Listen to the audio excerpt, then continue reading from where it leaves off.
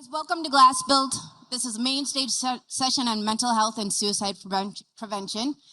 I'll be calling Richard Bright from ASA up here in a short bit, but before I do that, I'd like to share something with all of you. Last Wednesday would have been 17 years since my little brother Trevor died by suicide. And he was 17 when he died by suicide. So to be here today in front of all of you about this topic, I could not be more honored. So thank you for being here with us today. Richard?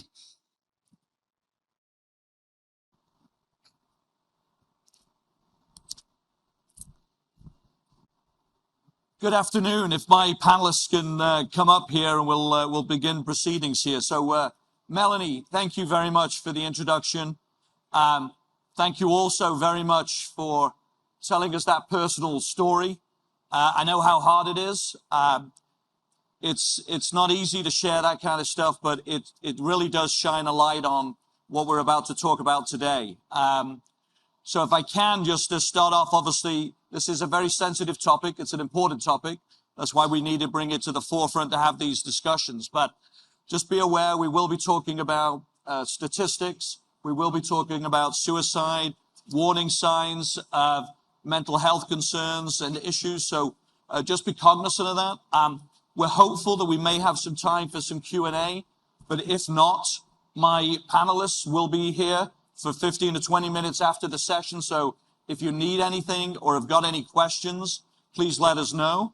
We also have some slides circling around here, and we will be talking about places and resources if you're looking for help or anything. So please, when you're ready, if you need to, please come up after the session. So thank you. So let's get started. What I'd like to do is have our panelists do a quick self-introduction, and then we'll get into the discussion. So Kristen, please. Good day. My name is Kristen Petillo. I am the Area Director with American Foundation for Suicide Prevention. Our mission is to save lives and provide hope to those who are affected by suicide. And we move that mission forward through a few facets. And they are through suicide prevention research, through policy and advocacy work, through prevention education programming, and through loss and healing resources in our community. So as we enter into this space today, please give yourself permission to step back if you're getting uncomfortable. We're gonna talk in a way that will educate you some around how to speak safely about suicide. We do not use the expression or the phrase committed suicide. It can be triggering. So please lean in around that and be intentional about removing that from your language. We will say took their life, died by suicide, killed themselves, no committed suicide. Okay? All right. Thank you. Thank you, Kristen. Bob? I'm Bob Swanson. I worked in the painting and decorating field for 45 years, been retired for 8 years.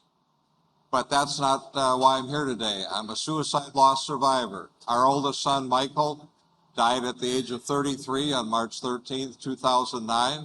And since my retirement in 2015, I've committed to speaking to various groups, especially construction companies around the United States. So thank you for letting me be here today. Thank you, Bob. Cal? Thank you very much, Richard. I want to thank Melanie for the opportunity to be here today. My name is Cal Beyer. I'm an independent consultant on human capital risk management and worker well-being. I've been working on this topic for many years, post 9/11 through Hurricane Katrina. I've been serving as an executive committee member for the National Action Alliance for Suicide Prevention since 2010. But my real occupation is safety and risk management professional. And I saw that all human issues stemmed from behavioral health in the workplace. And we're going to talk more about that, but it's a really important topic. It's something we can make a difference. We can build this into safety, health, and wellness culture, make an impact on our employees. Thank you, Cal. And if I could just, we're fighting a lot of noise out there, so if you can, make sure I'm very loud, so just, try and do the same. So there may be a lot of people out here that are hearing this for the first time, that this is an issue in the construction industry. So let's start there, Cal, maybe with you. How big an issue is it for construction? This has been a very big issue. Suicide is very complex. It has many causal issues. What's sad, there was no data in our industry until July of 2016. Prior to that, we were guessing on where the problems were.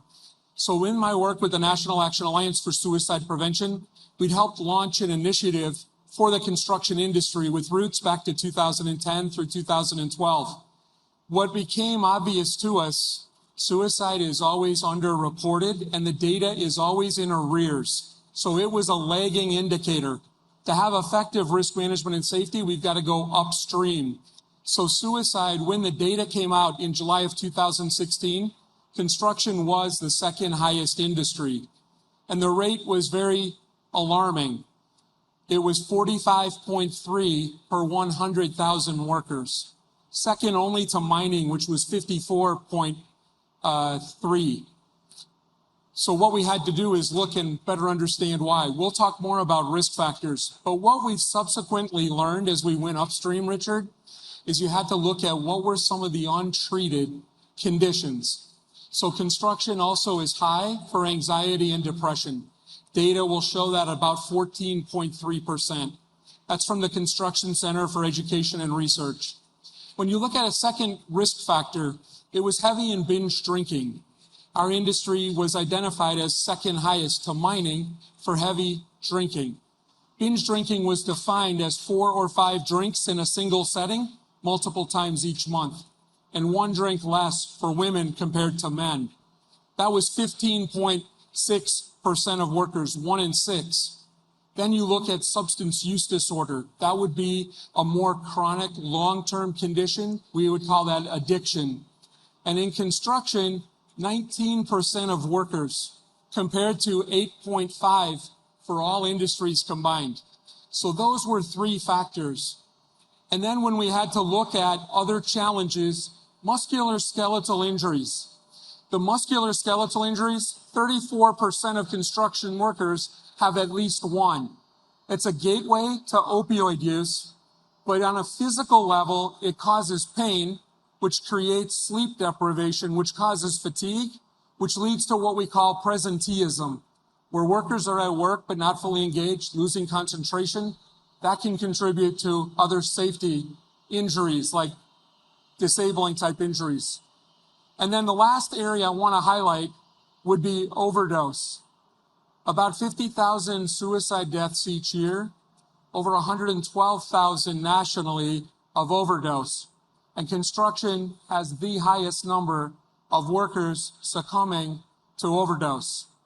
And that number is 130.9 for individuals working in construction at the time of their overdose.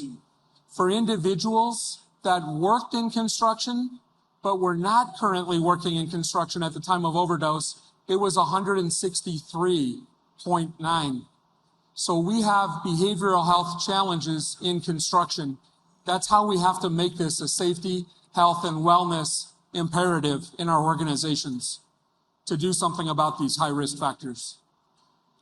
Thank you. Obviously very alarming and significant data there, so thank you for sharing. Very sad. Yes. And we don't do it for shock and awe. It's to educate so we know we can take actions.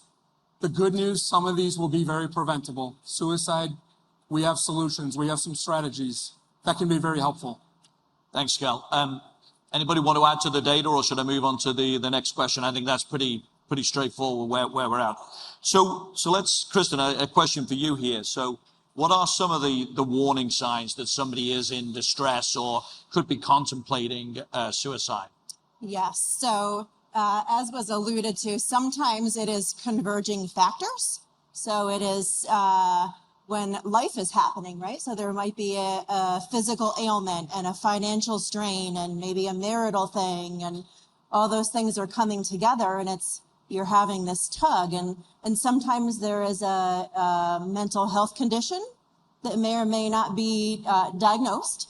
And this all presents itself in the way of verbalizing around, oh, no one cares about me. You may notice that your loved one or friend stops coming around. You always used to come to kickball or book club, and you're not coming around anymore. And giving away your possessions. And those are kind of the ways that it tends to present itself, the verbalizing hopelessness, and that they're not loved and they're not seen. Thank you. Anybody want to add to that, Bob?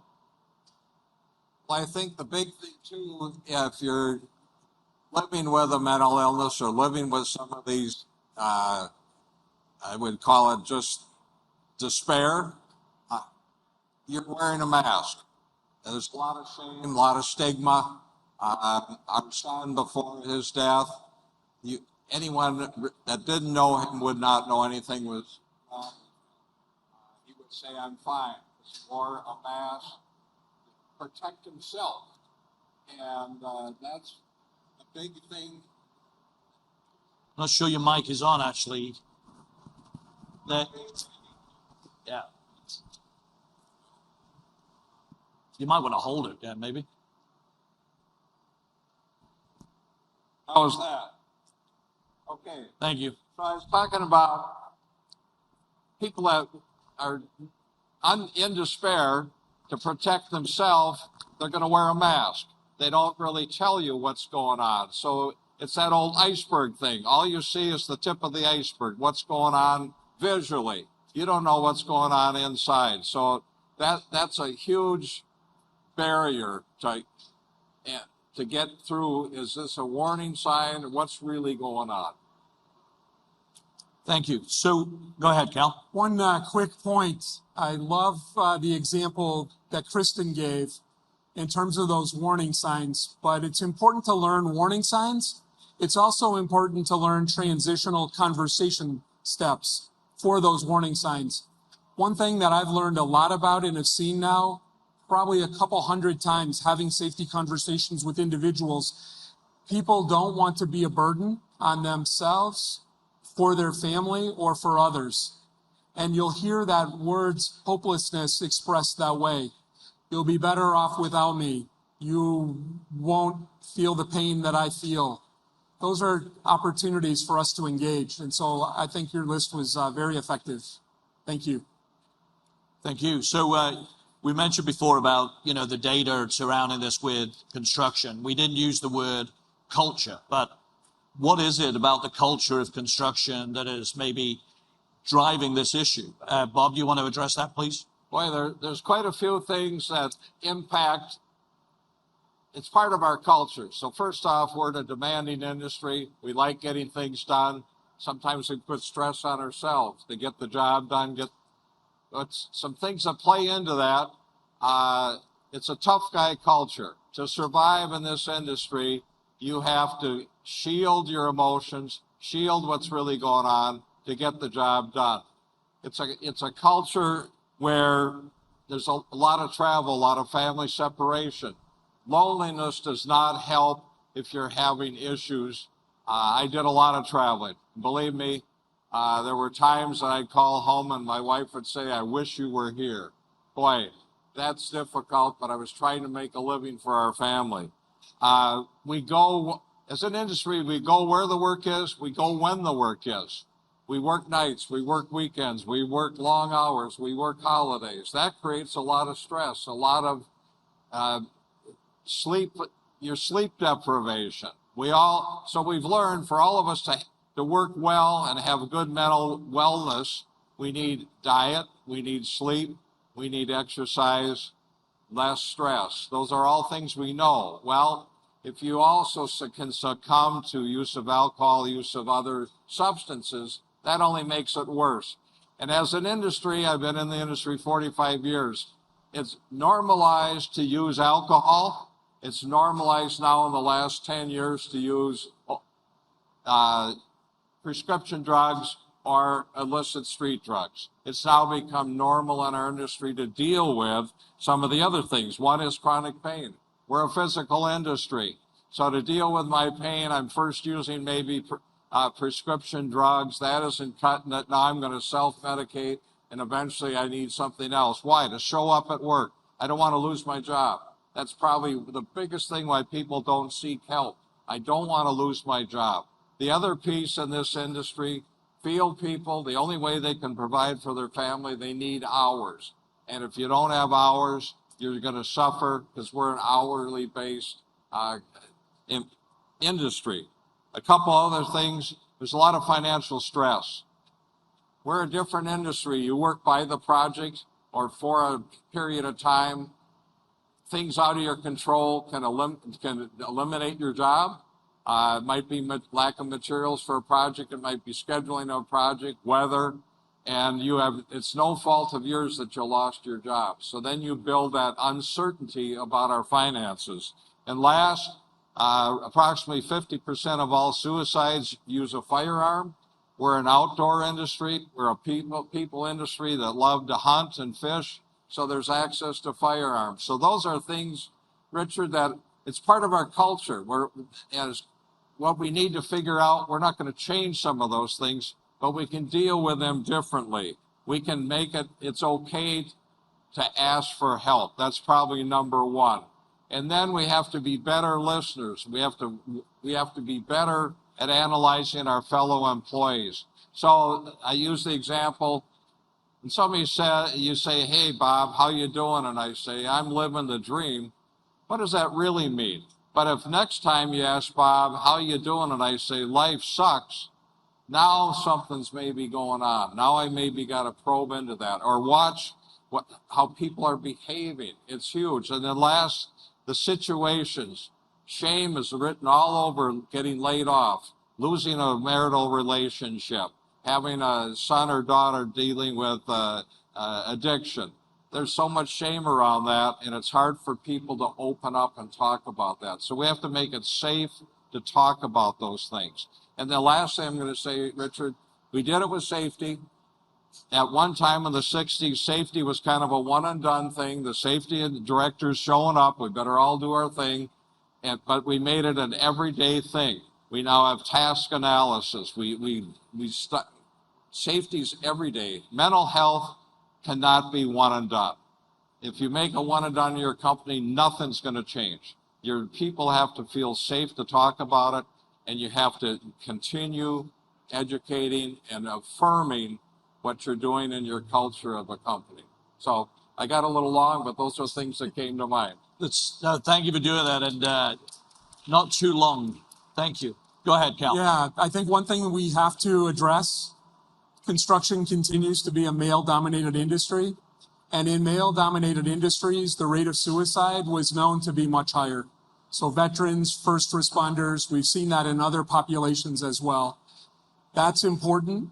So Bob used that word, tough guy culture. It's tough guy and tough gal culture.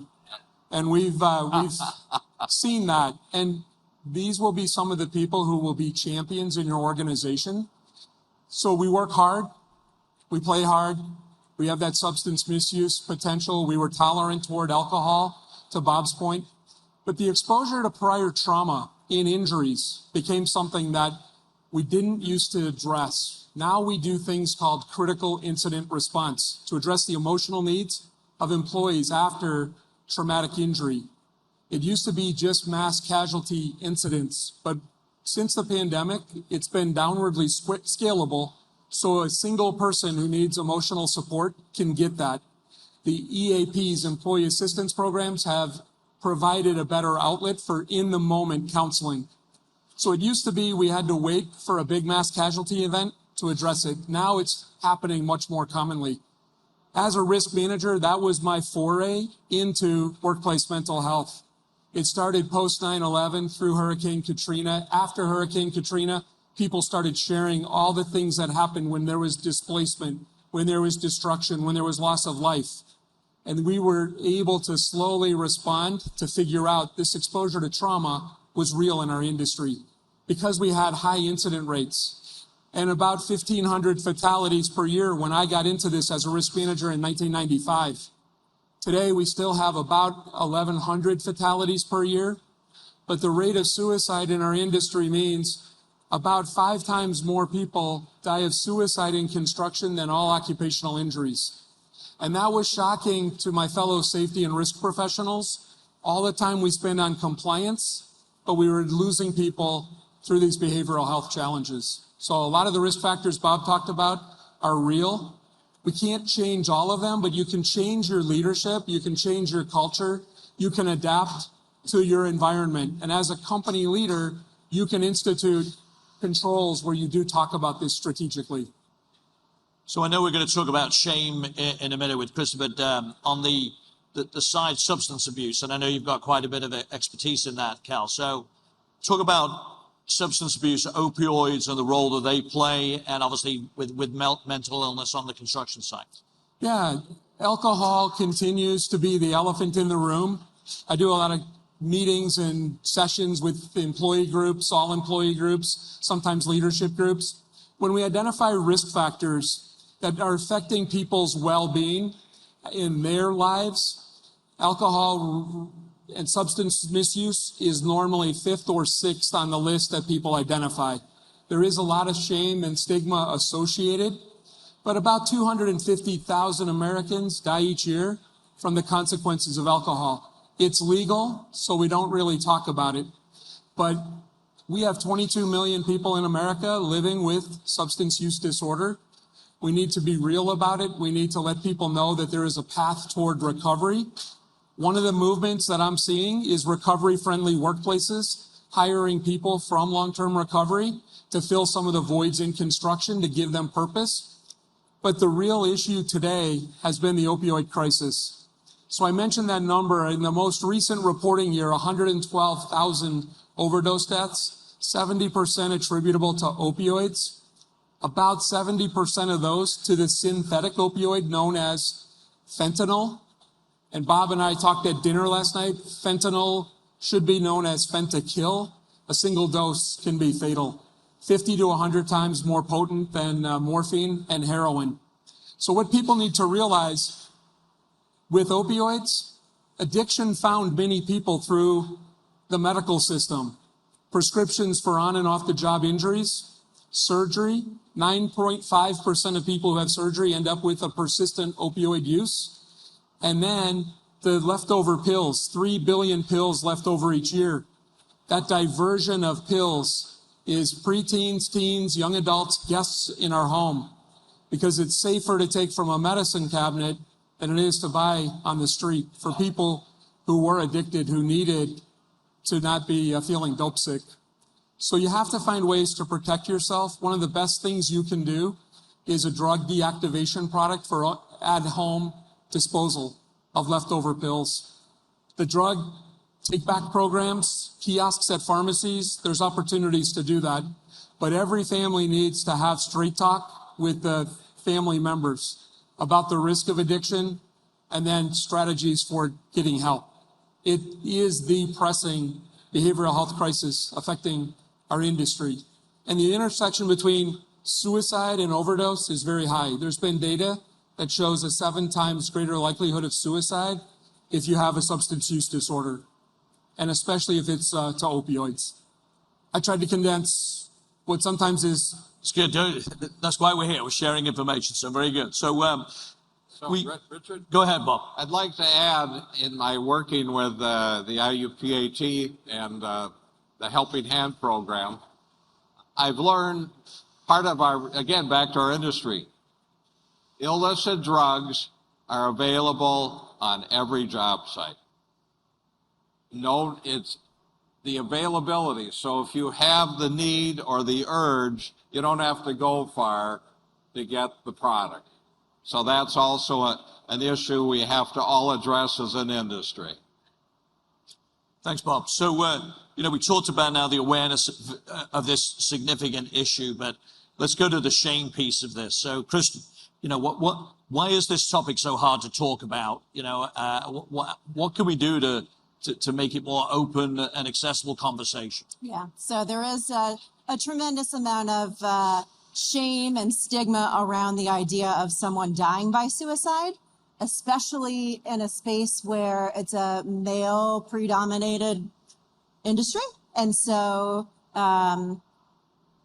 many people tend to not want to lean in for access to a therapist and have those conversations and kind of check in with themselves around where they are. So then you layer maybe you are a male and you may or may not be open to it.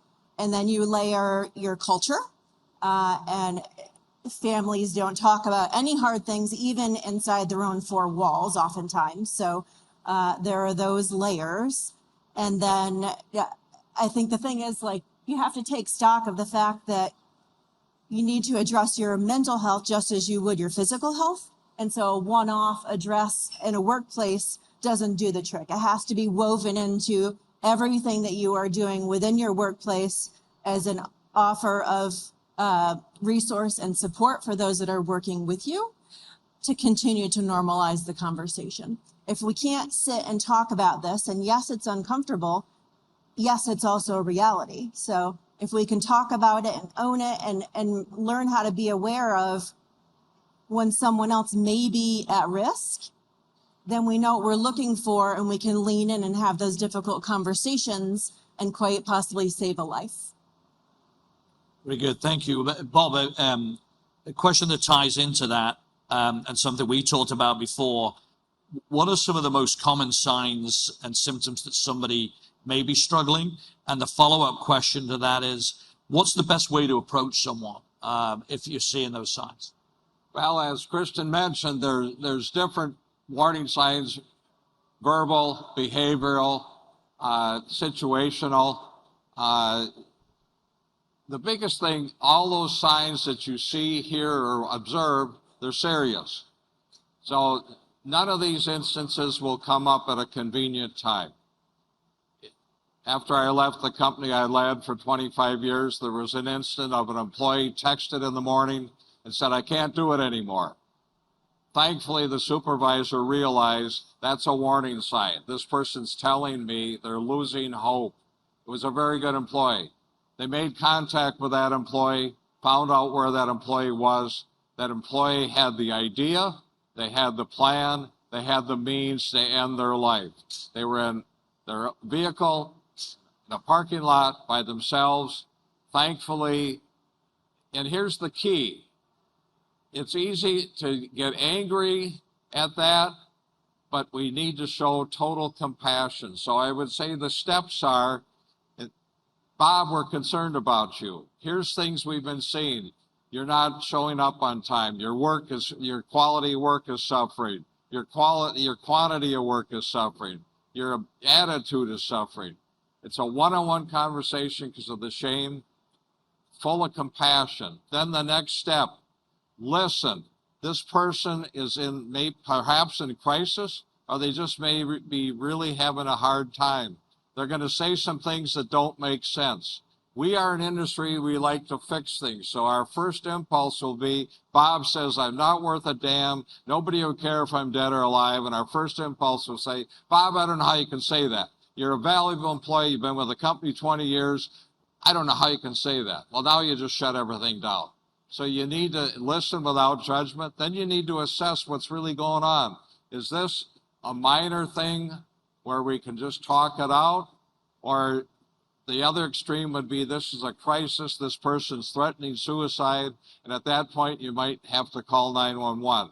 Something we haven't talked about for all cases of a mental health concern, or as far as a suicide, pending suicide, 988. National number, 24/7. These people are trained to do things and to get a person to walk through where they're at. The key is, you don't go, well, by the way, tonight call 988. No, we're going to call 988 right now. So here's the other thing, because of the shame. Once that person opens up and says, yes, I am struggling, now it's almost like that aha moment, like, oh my God, what did I say? I'm going to lose my job. But they're going to think I'm crazy. So suddenly they backtrack. So stay with them. We're here for you. We'll help you get resources. And then have those resources available in your phone. In a crisis situation, you will never be able to find them. So those are some steps I would indicate, Richard. And then follow up. So here's the other key thing. We lost a son. It shouldn't be like losing a son to a heart attack. In those instances, people follow up. They call, how you doing? I can tell you, we got almost a vacuum after our son died. Like, oh my God, there's something wrong with that Swanson family. They had a son die by suicide. We better stay away from them. it's one of the most tragic things is that piled the guilt on our family. A family going through that needs the love and care we all can give more than anything. So I had an employer call me. They had lost, unfortunately, an employee to suicide. He said, how should we inform the staff? I said, how would you inform them if that person died by a heart attack? Yes. It's the same. It's not different. So those are some thoughts that come to mind. Thank you. Very good. Cal, go ahead. Richard, I'd like to jump in here. This will be hard for Kristen, but this is where the American Foundation for Suicide Prevention has been so helpful to us in our industry. There is a dedicated chapter in every state, and whenever there is a loss by suicide, we make a referral to the area director, so Kristen or her peers. They provide bereavement resources. They can help families. They can help survivors. They can sometimes be an adjunct to your employee assistance program on a communication strategy to be certain you're being sensitive to the family's wishes, but also communicate to the employees to create empathy. It was shocking to me 15 years ago to teach people about grief and bereavement, that yes, we should go to a funeral. Yes, we should write a card. Yes, we should bring a casserole, just as if it was a physical.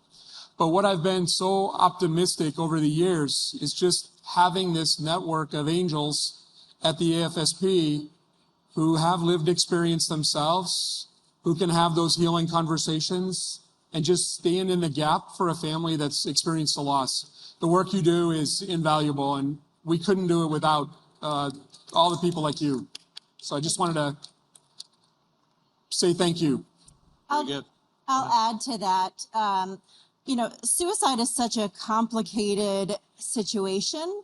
It is devastating, and even in your own nuclear family, you don't necessarily all have alignment of how you're going to embrace and maybe even talk about it in the public world. So you might have one or two that, yes, we have to tell everybody. We need to inform, and we've got to rally and go do something about this. We've got to be able to work and reach someone else to save them.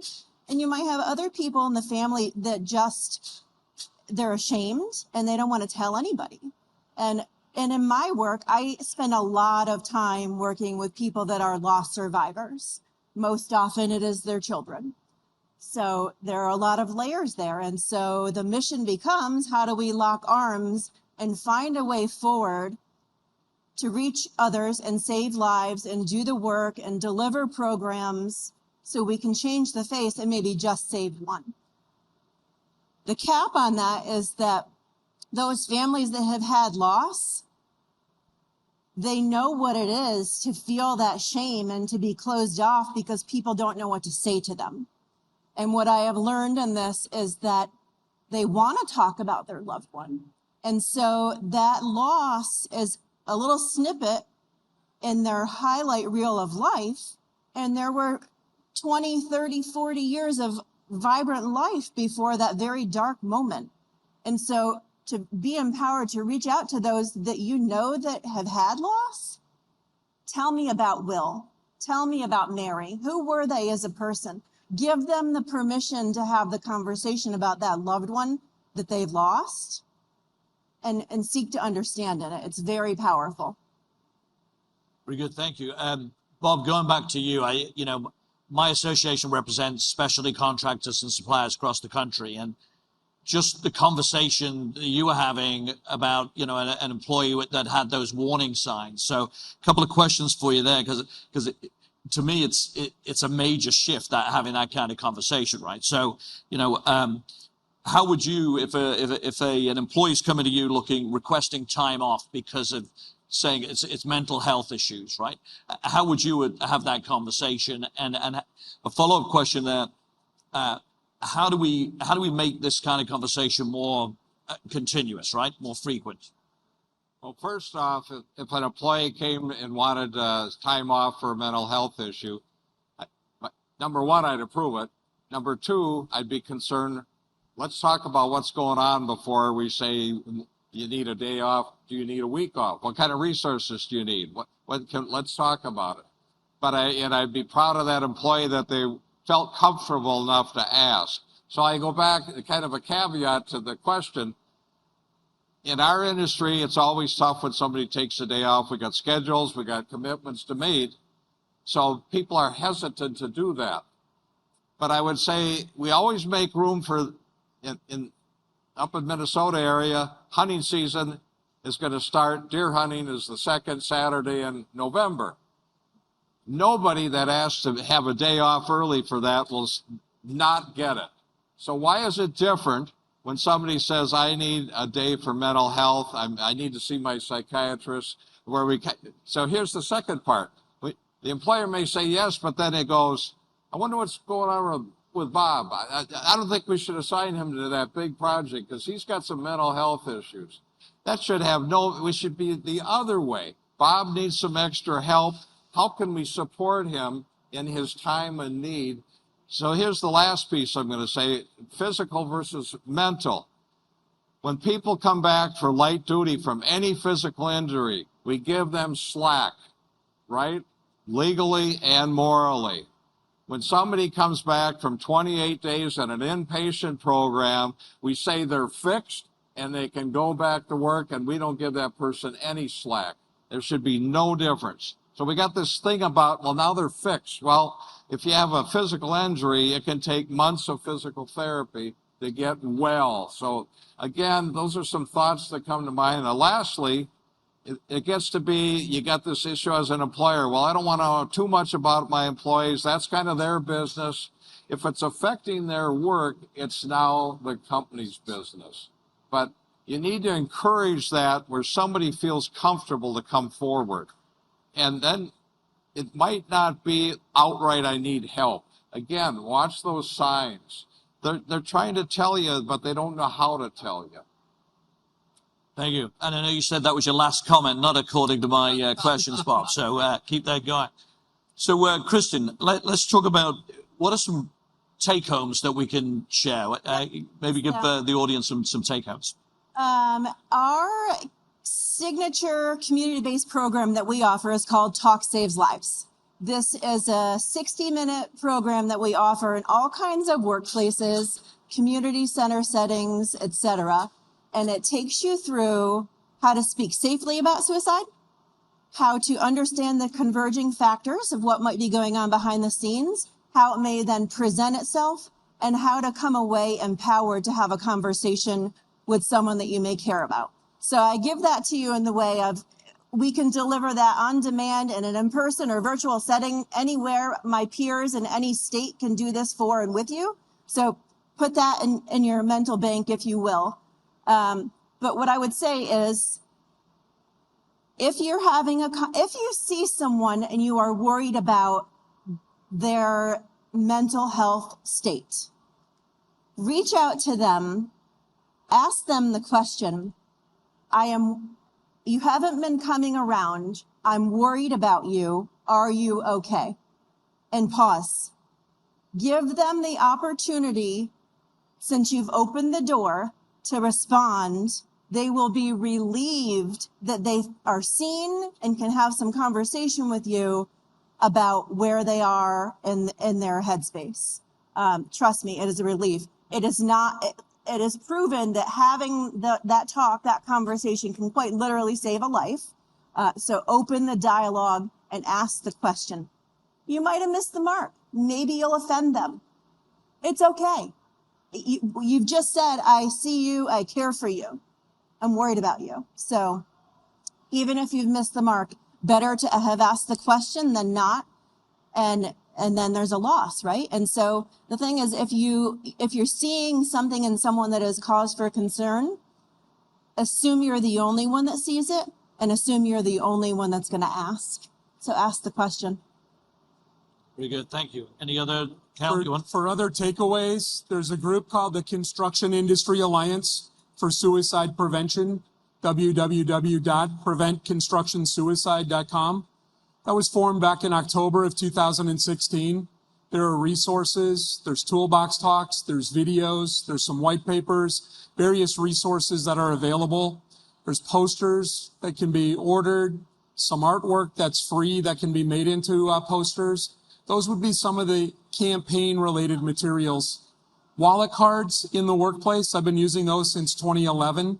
You can get those from many of the employee assistance programs, but having the warning signs of suicide and having the framework for having one of these safety conversations. I've been through Talk Saves Lives. Bob, you teach QPR, question, persuade, refer. I use a program that the University of Washington developed called Learn Saves Lives. It's a 5-step safety conversation. I found it was just detailed enough for folks in our industry. But the L stands for look for warning signs. The E is empathize and listen. A is asking someone directly if they're considering suicide. The R is removing dangers. If someone says, yes, I am feeling suicidal or I have. Bob mentioned having a plan and then access to lethal means. And the most important step is the N. It's next level of care. Everyone has a role to play in suicide prevention, but what we need to do is always be referring. So as a takeaway, you can call 988 and have a practice call. You can call your employee assistance program and have a practice call. Have that not go against your individual allotment of calls. The EAPs are underutilized. There's great people there. Many times they have great resources.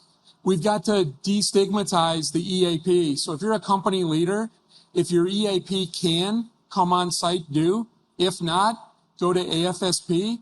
Bob, you're a big believer in the National Alliance on Mental Illness, NAMI, NAMI.org, another resource that can provide education. And there are more resources in more communities than we ever tap. We just need to be creative. Connecting people to resources can be life-saving. And that's why that's so important. So when Bob mentioned earlier having a robust list of resources, you never know what the underlying issue is for that family. And then lastly, this idea of finances. When I was a risk manager for a paving contractor, I didn't embrace the financial need enough. I was focused on this behavioral challenge, but today this is the number one issue that is affecting workers. And if we do move toward a recession, we need to be prepared with layoffs, how to share info at the time of those layoffs so we're not blindsiding individuals without giving them a pathway toward help. So the importance is everyone should pick one or two of these ideas, go back and put it into place in your companies. It can make the difference between life and death. If I can jump back in for a minute around 980 and explain the importance of this crisis line.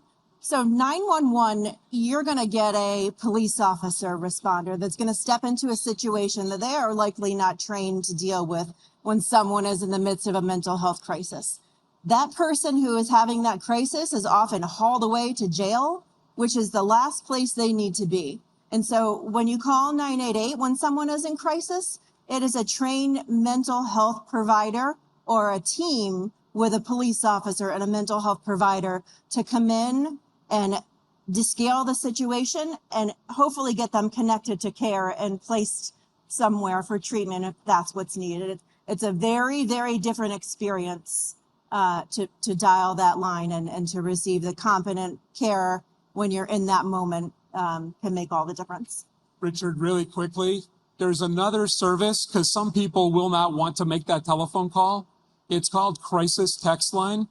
And I find a lot of individuals 40 and younger, but especially teens and preteens, you text help or the word connect to 741-741. And that's another opportunity to just let someone know that you're there with them. That's going to be a referral source. But the more you learn what happens when you call or text one of these hotlines, the better able you are to explain that to a person. And if you can calmly explain it, I have found over time, even if I offer to step out, that employee or friend or stranger wants you to stay with them. They trusted you enough to go that far. So don't be hesitant to provide that hands-on support. Follow the lead of that individual. I loved what you said, Kristen, that won't embarrass a person. They'll be relieved. You recognize that they were hurting and you were there to help. That can make all the difference in the world. And the importance in that is like, you don't give them the response. You don't say, hey, you're good, right? You say, are you okay? Let them tell you how they are instead of you answering it for them. And it's like, how are you today? Good, good. You know, like, are you okay? let them answer. Are you really okay? Yeah.